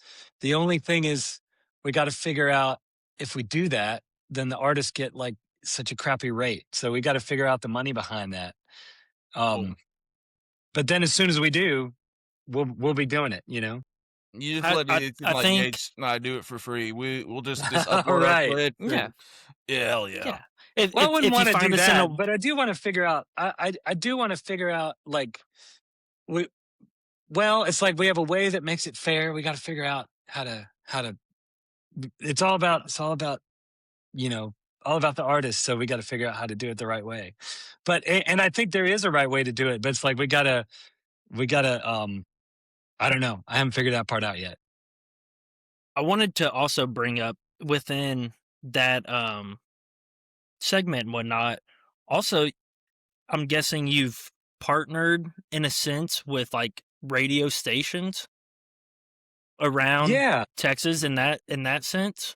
Yeah, we've got well, we kind of just like called them up and asked them if we could pump them in. Like it's not originally I was thinking it really stinks that like everybody can't listen to KPUR in Amarillo, or all over. And so and all of those guys, I mean, I spent so much time touring and doing those radio tours where you go visit all of the radio stations, and all of those guys, they're just like they're in it for the right reasons. They're like these little, there's no they're not making a ton of money. They're doing it because they love music, and so we wanted to include them too. So just some of my old friends, reached out and talked to them about whether they'd want to put their stream in. So yeah, you can listen to all the artist stations, and then you can also listen to the some of the Texas country. And if anybody listens that has a Texas country station or a Red Dirt station that wants to be on it, just let us know. Send us a email through the website, and we'll get you up for sure. Yeah, I love talking. We had Brian White on from the Damn Quails, Yeah. and let me just go ahead and put it out there. What a character! You never know what's going to be said, what's going to happen when talking with him. But I've tried to tell, Tracer and a couple other people, I was like, you go listen to 95.9 The Ranch and give it 5 songs. There's going to be a song, either one, or 2, you're going to be like, this is the shit. Yeah. And I brought it up to him, and he goes, growing up in DFW, he's like, you're really spoiled with 95.9 and 95.3. He's like, arguably 2 of the largest independent radio stations. And then, hearing Shane Hollinger with the Ranch just talk about how Yeah. the I love Shane. the previous music director didn't like Co Wetzel, so Co hardly ever saw any time on the radio, and it was just because of personal stuff, or just he didn't like his music, so he's not going to play it. Right. And once Shane took that over, X amount of years ago, and then hearing it, he goes, yeah, he'll post up on socials, hey, if you have a song or whatever that you would like played on the radio, just email it over to me. Yeah. And he's been vocal, like, if I like it, if I think that it's good, or even if I don't like it, but I think that, it's worthy. I shouldn't necessarily say worthy enough. of radio Worthy enough play. is fine. No, I But mean, he's like, we'll throw it on, and that's it's it, exploded people. We had John Teague on from the Teague Brothers, and yeah. their song Fire. He was like, I wasn't gonna release it as a single or anything. Like, it was just gonna be, in a sense, like a filler song on the record. He's like, Shane loved it, and it's one of our biggest songs to date. Yeah. I mean, that's a big part of what we're trying to bring back. Like, I'm old, so like the '90s, like the mid '90s was, I was in high school in the mid '90s, and it was illegal for a giant company to own a bunch of radio stations when I was a kid. So all the radio stations were like locally owned little stations, um, and you had a DJ who would dig through all of these records and find the good ones and and play them in like an entertaining way. And I feel like there's a whole generation, like by the time I was touring, that was gone. It was all the, one company owned most of them. And we were lucky enough in the red dirt scene that we had this, we had all of these independently owned stations that made like um uh, a network, and you could do it like it was back in the old days, but it was the only place in the country like that. I feel like there's a whole generation that grew up not knowing like what good radio can be like. And you bring that up at the perfect time because I was in a fight for my life last week about a very similar topic. And it started off as me making fun of how Hardy writes his songs. And I made a tweet. I was like, Nashville just isn't even trying anymore. Just whatever slop they can put out, they put out. And some some lady commented back to me, and we went back and forth before she goes, I don't even know what you're mad about. And I was having a bad day at work. Things were not going my way. And I put out what I think was probably one of my best tweets of all time. I said, I'm mad that I can't listen to my local radio station anymore. I'm mad that I don't get to hear my own business's advertisements on that radio because Mhm. I cannot tolerate the slop. I'm mad that I don't get the cattle reports at noon that I grew up with. I am mad that I don't hear about community events. I got to get on my damn phone on Facebook and look at the community events that are coming up this weekend. I miss hearing, I guess it all boils down to I miss hearing the community events at noon. I miss hearing that noon whistle and hearing, I don't even remember his damn name at this point in time, but I miss hearing that and him going, well, the school has an ice cream social, and now to the cattle Yeah. market. And then they would go right into the cattle market, and they'd be reading it right out of Wichita and everything. And it makes me nostalgic for a time when I was 16 years old, and that was my time to go get out into my pickup and drive to wherever I was going to eat lunch that day, buy lunch for $7, and that was like splurging, Yeah. And I get so irritated when I have to listen to the radio station that's in my hometown now, and it's the same 5 songs on repeat. It doesn't matter who sings them. I mean, it's recycled bullshit at this point in time, and that's it. That's all it is. Yeah. Um, I mean, I agree with you. There's like there's once in a while you get a good one, but for the most part, it's eh, that I mean, ultimately, that's what we want to bring back is like the idea. It's like there used to be more great music being made than ever was ever before. And we used to have these people in the middle that would go dig through all of that crap and find the really good stuff and then play it for us. Like, and those people are gone. They've been like corporate, they've been downsized out. DJs don't get to pick the music anymore. And and it's not local. It's not actually local. You just spin what they say. I remember you once in a while you have somebody. Oh my god, Craig Vaughn out of Amarillo, the KP bar. I remember he used they told him to stop playing Red Dirt music, and he was like, "Well, there's a Nashville country station in town. What am I just going to play the same thing as them?" And they were like, "Yes."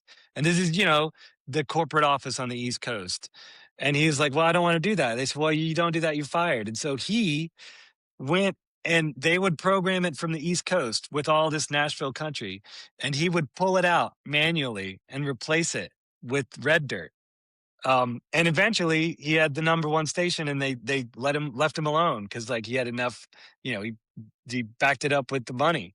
But like you get a few of those, like a few golden ones of those. But then like I want those people to like I want what they're doing to be valuable. Like it's just right now it's just ballsy, but it's not valuable. I want it to be valuable.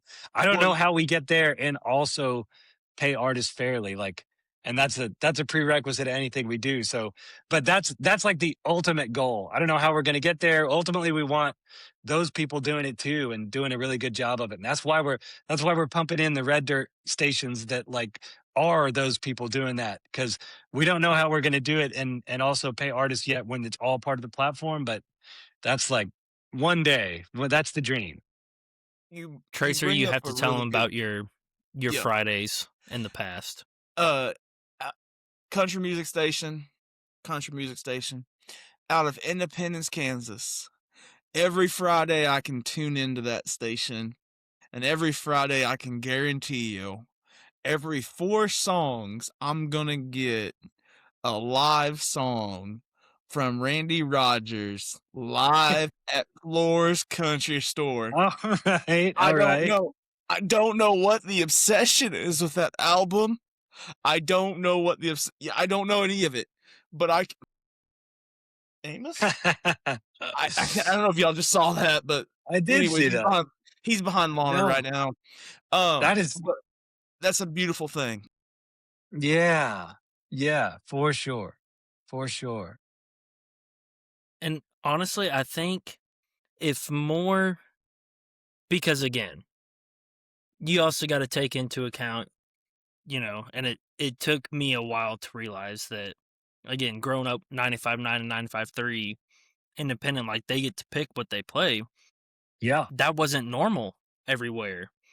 And so, you know, having that one day to where the DJ can pick, every so often songs because the Oh, the labels and the businesses are just paying and pumping so much they're into them, they like, oh, you have to play this every 30 minutes, every 45 minutes you have to play this artist, and every 3 hours you have to play this one song. It's like that was all one just that took me like, what are you talking about? yeah. I mean, one giant company bought so many stations. They just this and they decided that, oh, these song slots, that's the product, that's what we're selling, and then started selling those to the labels.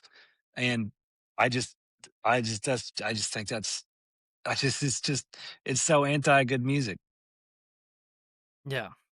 And I wish I could speak on behalf of the average music listener, but it's like if I'm force fed songs, that makes me not want to listen to them. That makes me not want to go into the artist.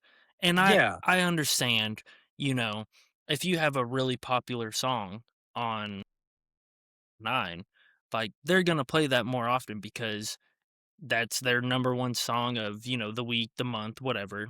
And so they're going to play it more.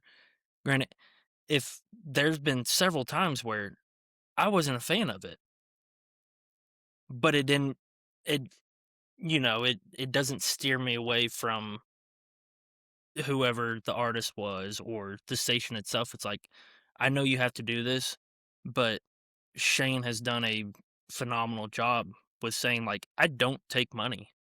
to play Yeah. your song. Like I've been offered several thousands of dollars to put the song out, and he's like, no, I don't do that. Hmm. And it's like, so, but at the same time, I understand that if it's a popular song and everybody else likes it, if I don't like it, that's fine. I know that You within the know, next 5 songs after that, there's gonna be 2 or 3 of them that I'm like, "Hell yes." yeah, yeah, and it's a weird thing. I remember when I was touring, and you had these independent Texas red dirt stations, and I remember they would still be 40% Nashville, 50% Nashville, and those program directors did not like the Nashville music. And I'd ask him, why are you playing 40, 50% if you don't like it? And he was like, well, because the giant stations play so much of it that people will just bounce if I don't like that's the music I use to get them addicted to the red dirt. And because this giant company owns so many stations, that's really the only way that you can do it. I mean, really, I would love if they just break it up. If they'd say you can only own, used to be you could only own 8 stations in the country, and I think you could only own 2 stations in each market. Now you can own 8 stations per market, uh, and so they like. But if they broke that up, we'd be right back to. It would do so many good things for the music business. Yeah, and especially within recent times, like your Red Clay Strays, your Zach Top Yeah. before Zach Top was Zach Top. I mean, though in the sense for those independent stations, like that's the gateway because you're not Nashville, you're not Morgan Wallen and just putting out the same sounding song for a 36 song album of lyrics that my 5-year-old could write. Um, but Yeah. they, Red Clay Strays and people alike were broadcasted to those Nashville people, and everybody's like, "Oh my gosh, this is amazing!" And so people You find know, that. Well, then they go listen to this station. They hear Red Clay Stray song, and it's like, "Oh, I'm hooked on this station." And then they hear a Shelby Stone. They hear Cameron Albright. yeah. They hear those actual Texas red dirt artists, and it's like, whoa, it's almost like a UFO and aliens just abducted them and took them to a whole Yeah. different music planet, and they're like, this is amazing. What is this? And it When just I opens the door to so much. Yeah, when I was touring a lot, I would fly down. I was living in Nashville, um, and I would fly down on Thursday, Wednesday or Thursday, and we'd play Texas, and then I'd fly back up on Sunday, and I write songs in Nashville the rest of the week. And I remember the publishers and the labels being so like, people are so stupid. They like anything. People are so stupid. They like, listen to this song. It's crap, but it's what they're going to like. And they tell you to write real general and they tell you to write not specific. And I remember that the crap I was writing up there, that they would like, because you have to write for the gatekeepers. So you're writing to get, they're just never going to get to an artist if they don't say yes. And they only say yes if it's this kind of thing. And so, but I just remember writing that. And then you come down to Texas, Oklahoma, and Kansas, and Louisiana and tour. And the audience is down here. I mean, I haven't done it in a long time, but back then it was like they would let you know when they liked it. They'd let you know when they're not stupid. They know people know people know good music. To say like people don't like good music, um, is like there's only McDonald's, and you're like people don't like steak, but there's only they people when it gets in when it's in front of them, they know it. But if they only get it once in a while, I mean, they still know it, but they only get a tiny little bit of it. Well, it's like I brought up the argument one time when I was arguing with people about Nashville country music, and I said, yeah, McDonald's has sold 5 billion cheeseburgers, but that doesn't mean they're good cheeseburgers. I can go get a better one from like Brahms than I can from McDonald's because you know what I mean? No, I know Just because exactly you what you sell a mean. lot doesn't mean you're the best. It just means that you're the most marketable and you're the easiest to get because we've all been driving down the highway and hungry, and you see the Golden Arches and you think, well, shit, quarter pounder with cheese sounds all right, and some McDonald's fries and a Coke, and you get it, and it's okay. I mean, it's Mm-hmm. nothing that's changing your life. And then you stop in at the mom and pop diner that you've never heard of, and you hear what's on special, and that day, pork cutlet with mashed potatoes is on special, and it's the best pork cutlet with mashed potatoes you've ever had. Um, you know, it's that I perspective.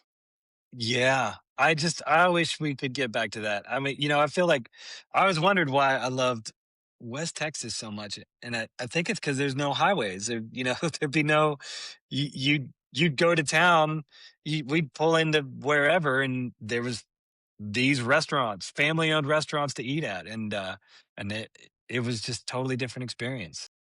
One of the things that I talk about, and I pissed a lot of people off when I said this one time, was like to go out to your local bar and to experience life and everything. And I talked about a local bar we have here, and it's it's a 20-minute drive from us because it's in the middle of a little farming community called Liberty, Kansas. And Kendall and I will go out there on Thursday nights when we're not busy, and they have $2.50 cheeseburgers. And we will get $2.50 cheeseburgers, and I'll get an order of tater tots, she'll get an order of French fries, and we'll order like an basket of onion rings, and drink beer and get out of there for $25. But say, isn't the beer like $2 or $3 It's too a $2 a piece? bottle. All right. $2 a bottle. And I go in there and I run into the customers that I see every day.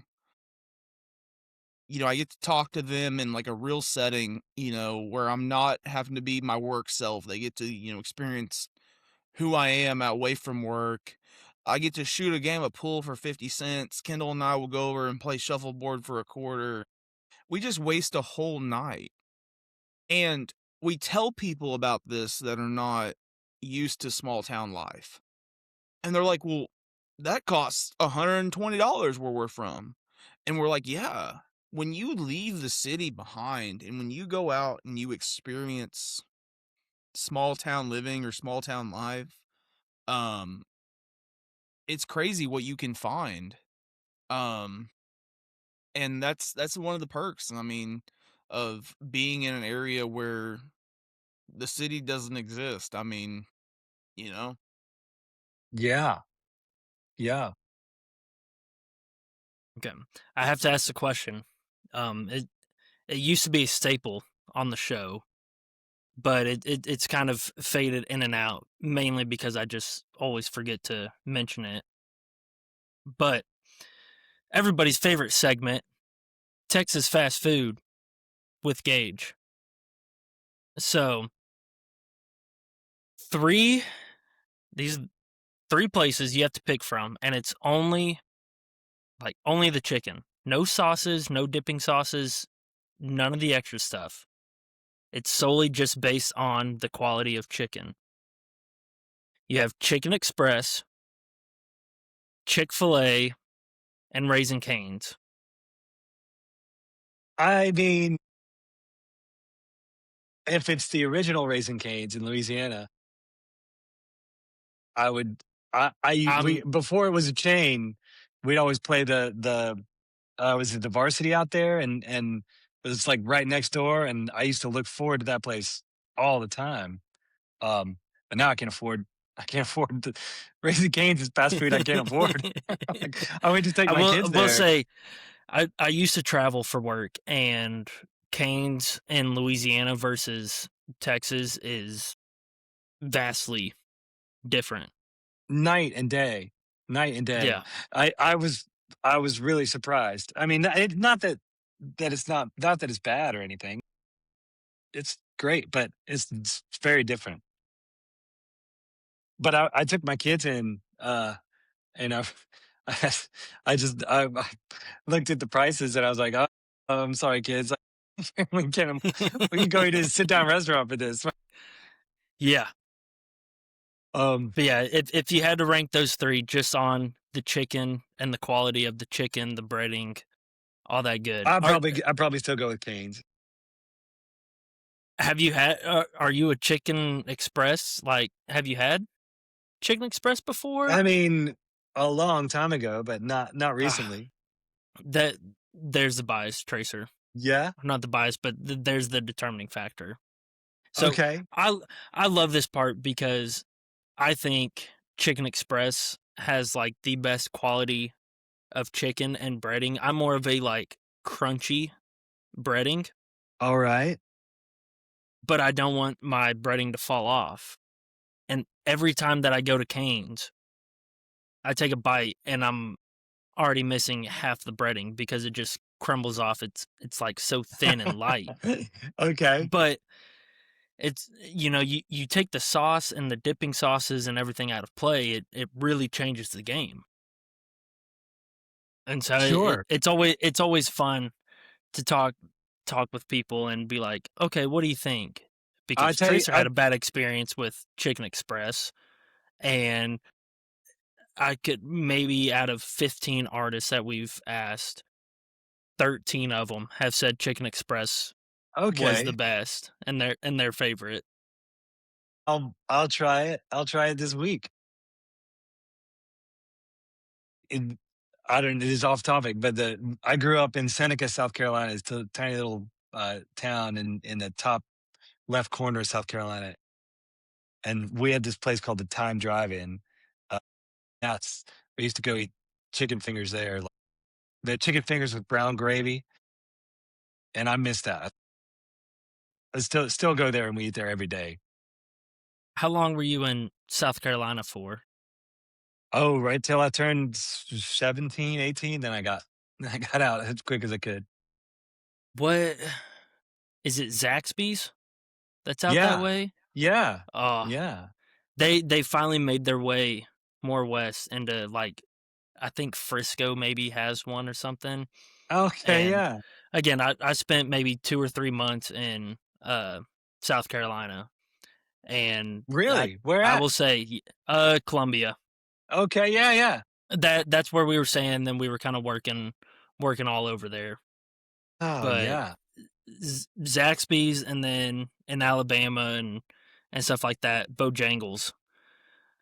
We had a They Bojangles. We weren't big enough to have a Zaxby's, but we had a Bojangles when I was a kid. both of those places were blew me away with some of their foods. See, I feel bad for the people that don't have a Brahms because, Oh, like, yeah. how do you explain to somebody that you're gonna get the highest quality fast food cheeseburger that you're gonna get because it's fresh, it comes from just down the road. Um, I mean, we go every Friday. That's our Friday thing. I go and cash my paycheck. We go to Brahms. We get a bag of burgers and 2 orders of French fries, and that's lunch. So And even with inflation, what 5 junior cheeseburgers is $6, five $7? 5 junior cheeseburgers and 2 large fries and 2 large drinks comes out to $17. Wow.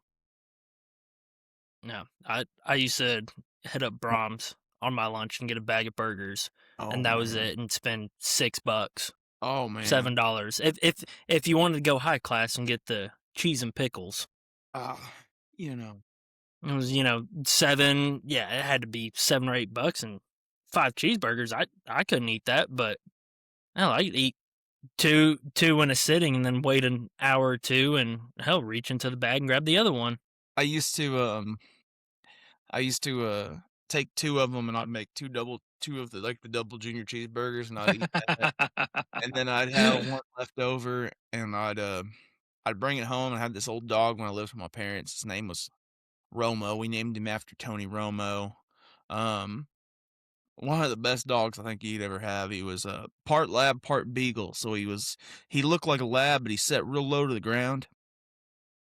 And I'd toss him that cheeseburger, and he was always very grateful to get that cheeseburger. And he knew if it was Friday he'd get up and by the time he got old, he couldn't walk too well.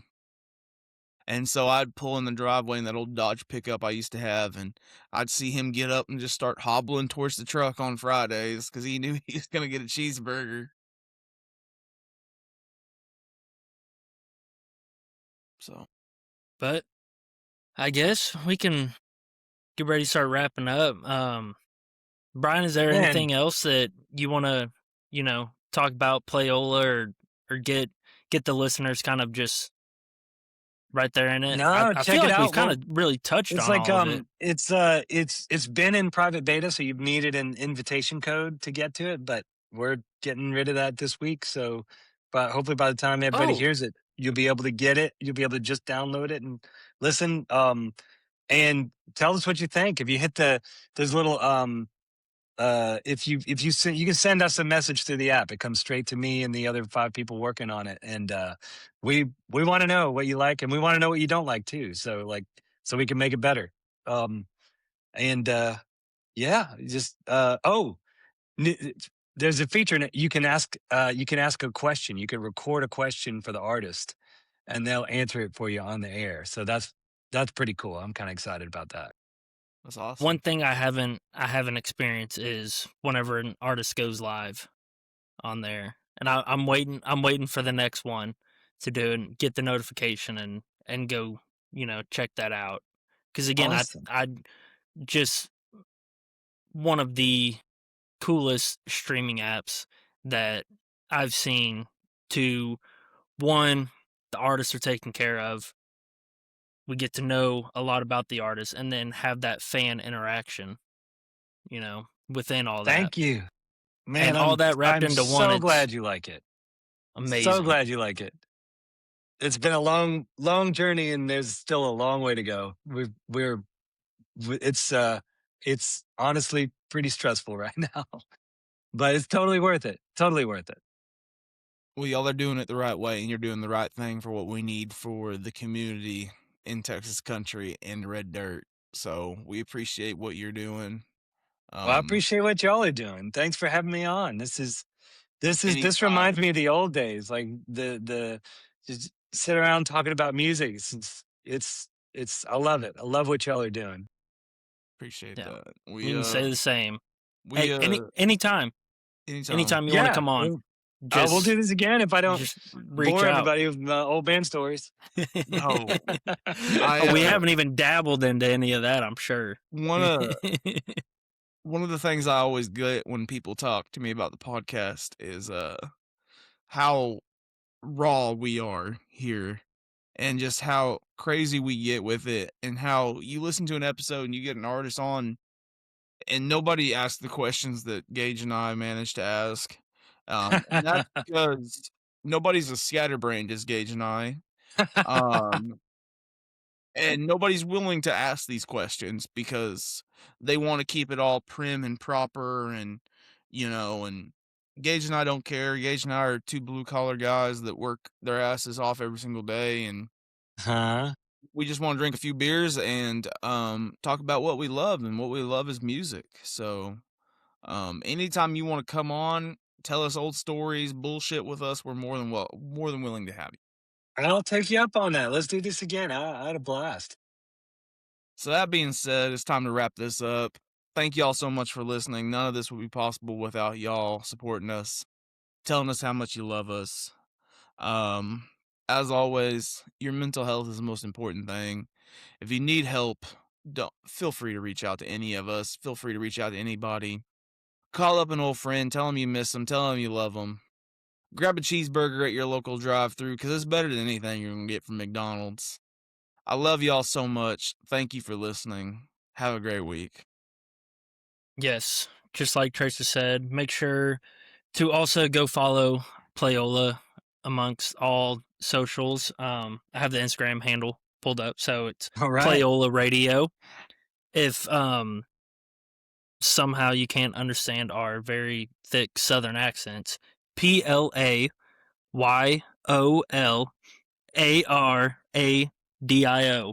Playola Radio. And then, Facebook amongst all, just go follow them, be on the lookout. The app is opening. This comes out Saturday. So Well, yeah, it the should be opened up by then. perfect. There you go. Right after you get done listening to this, if you've made it the full 2 hours, which we know our true diehards have.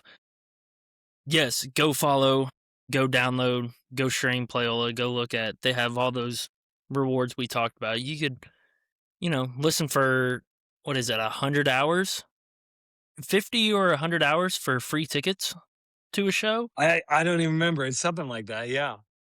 Yeah, I think it's like 100 hours for a free show, and then or 500 hours for show tickets, and then 1,000 hours for a meet and greet.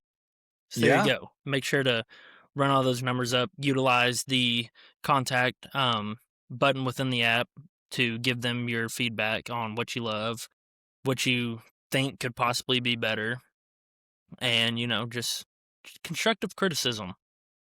What everybody I think in this world needs, and to take it as constructive, not put down. But with that being said, I've had all I can handle. I hope you're happy now. Good night.